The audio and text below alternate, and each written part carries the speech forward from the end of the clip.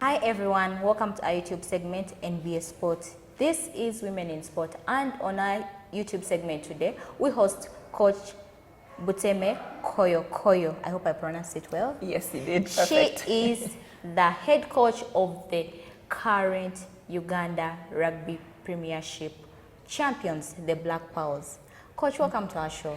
Thank you for having me. This time around, you're going to forego the championship. We focus on our Ferrari. Yeah, yes. Ferrari. Emily Lekuru. Yes. How is she and how is her performance ever since she went pro? She's doing well. She's actually been there just for 3 weeks. So she had a tournament last weekend. It's not like a major tournament. It's actually a build-up tournament. The big tournament starts next month, where they'll have a series of tournaments until August. So it was a build-up tournament by one of the top teams in Japan. They're also called Pearls, incidentally. Yeah. Oh, wow. Yeah, so they were hosting a tournament. And that was basically Emily's first time to show what she can do. She had already done quite well in training, and they were impressed. They were like, wow, okay, she's fast, she's strong. But it wasn't until the tournament itself that they got to see exactly what she can do. She told me the first game she was very, very nervous. Of course. And I could see that because she was making knock-ons. Yeah, but she scored a try in that game, and their game was the first game of the tournament, and Emily scored the first try. So it was the first try of the entire tournament. Yeah. And I guess the first try of the season, you could say, for her team. And she did well through the tournament. I mean, she just kept improving. And so some of the things we see her doing here, she now started doing them there. She got more comfortable, you know. Yeah, so it was great to see her. And she ended up with 7 tries in that tournament. And how many games were in the tournament? They were supposed to play a total of 6 games, but because they had the group stages on Saturday, which were 3 games, so they qualified for the quarterfinals. They won that. They qualified for the semis, they won that one. So they should have played the final, but they stay far away from that area, and so they needed to catch a flight. If they didn't catch a flight, they would have to stay over the next day and wait a lot longer. So they missed the final. So they gave up the finals. So they played 5 games, and she had 7 tries from that. 7 tries, wow, yeah, in just 5 games. And it's her first time to go pro. Exactly. Oh my God, I think you're very proud of her. Oh, super proud, super proud. As a mother. Yeah. Of course. And by the for the just concluded Rugby Premiership, we saw she was done leading the scoring sheet with how many tries?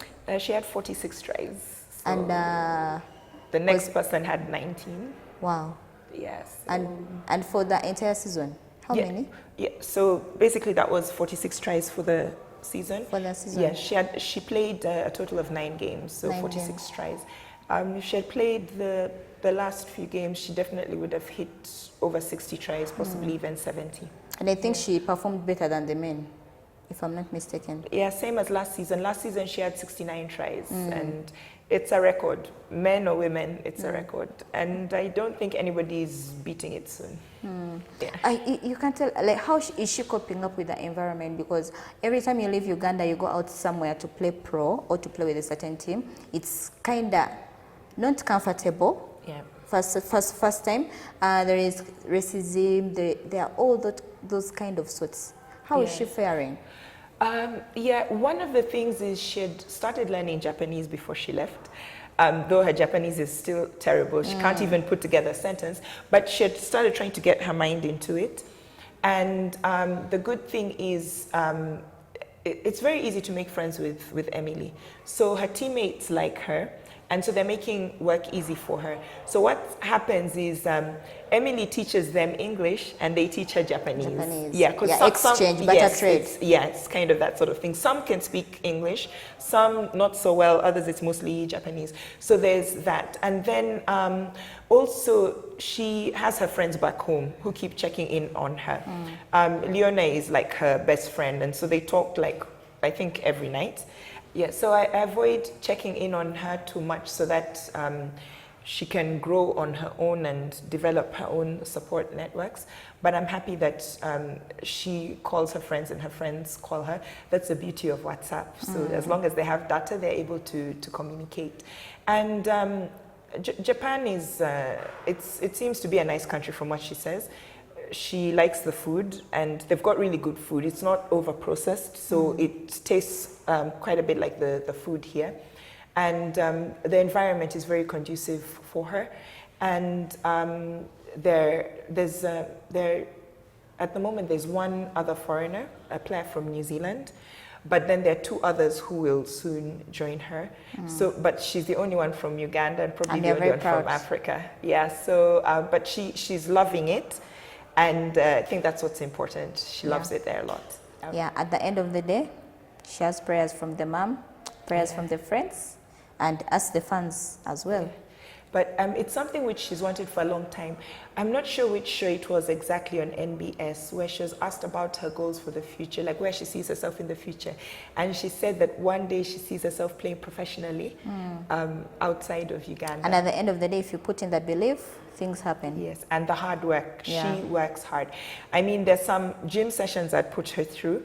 I wouldn't always be there, but she'd work out. But then there's one time where I was free and I had time. And so I told her, I'm coming to work with you in the gym. And she was like, oops. So we had the gym session. And the next day at work, she was like moving in a really funny way. And I asked her, what's wrong with you? And she was like, yesterday's gym session. Just like me, the first time I tried to hit the gym and I didn't sleep that night. I had that muscle pain. Exactly, yeah. So, yeah, but no, she put in a lot of hard work. And not just on the pitch, off the pitch, going through footage. And one thing Emily couldn't escape was from me because of she lived in my house. So if she messed up in games, it wouldn't end at the pitch. It would be like, Emily, can you come here a moment? So she'd come from the bedroom. I'm like, okay, so I was looking over this game and do you see here's where you messed up? And or I'd be like, what do you think you did wrong? Or she'd be like, I've seen I should have done this. So she's also able to self-analyze and to criticize, and she'd be like, I need to improve on this. Or she'd come to me and be like, I want to do this, and she'd show me footage from a game she's watched, maybe in New Zealand against somebody else, and she's like, I want to do this, can you help me? You know? So she was always looking to improve. She didn't think I'm a star and that's it. No, she wanted to work hard.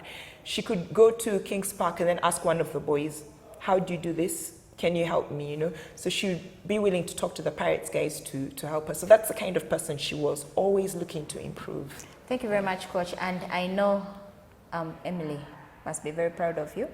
You must be very proud of her. And we look forward to tracing her. We can't wait to welcome her from the airport when at least the first time she comes back. Yeah. Thank you very much. That was our episode on YouTube. Don't forget to catch the show every Sunday at 7 p.m. on NBS Sport. Just in case you miss, you download the Afro mobile app, and it's just 9,900 shillings only. Stay blessed.